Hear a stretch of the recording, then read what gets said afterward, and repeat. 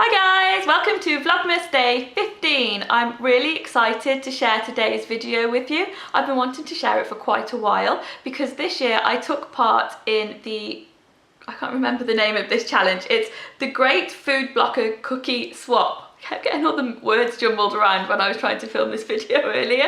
It was basically a cookie exchange and I baked 36 cookies of my chewy gooey cookie recipe, which I added hazelnuts to, and I sent 12 of each cookie to 3 different food bloggers, and in return I got cookies back. Cookies through the post is the most exciting thing ever. Coming home and finding a box of cookies waiting in the post box is just amazing.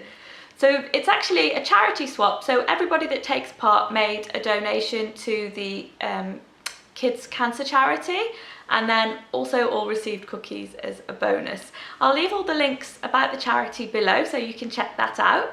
But when I made my cookies that I posted out for the swap, I actually filmed myself doing it, and what I want to share with you today is that video so you can see the recipe. These are all of the ingredients that go into the cookies, so you can give the video a pause and make a note of them, or check out the coordinating blog post which is below, and it's all detailed on there for you.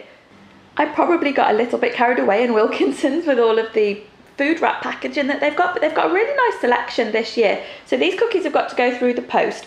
So I'm going to use these plastic containers to put them in and then seal them over with this film wrap. It's basically just like cling film, but it's got a really nice snowflake pattern on it. Then I'll wrap the tubs up with this tissue paper, and then I had to get the ribbon to match the tissue paper. And I like this because it's got kind of a rustic look to it. I think they'll look nice when they're all wrapped up.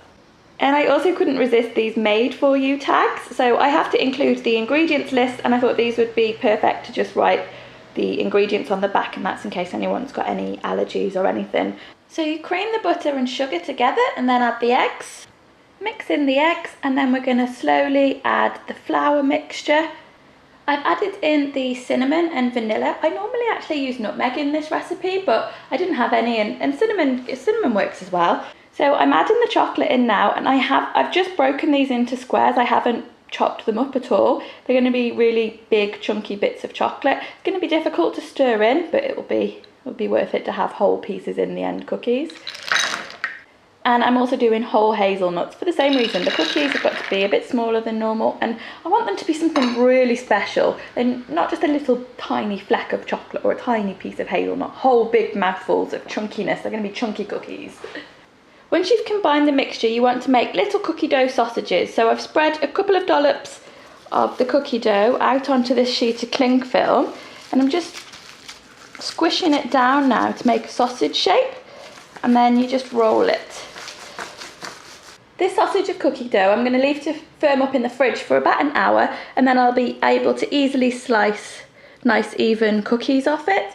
But at this point you can also freeze these cookie dough sausages, and then whenever you want cookies you just take this out of the freezer, slice off as many cookies as you want, and cook them, and it only takes half an hour at room temperature to be like a sliceable consistency. So usually I'd have a backup of these in the freezer, but today obviously I've got a lot of cookies to send out. There's probably not going to be any going in the freezer.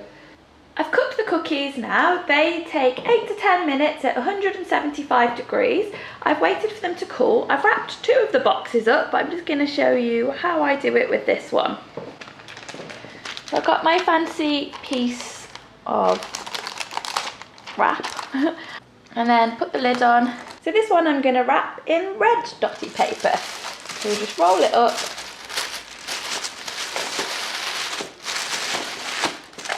put the ends underneath. You could trim this off, but I thought it might give it a little bit of extra cushioning when I put it in the envelope, and tie it with a bow.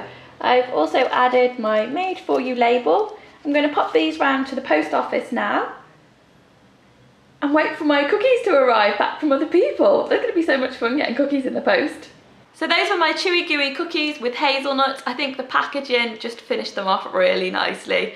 I hope you've enjoyed the video today, and I'm going to leave the link below for you to check out all of the other food bloggers that took part in the swap, because there's some amazing cookie recipes for you to see there. Thanks for watching guys, see you tomorrow. Dashing through the snow in a one-horse open sleigh.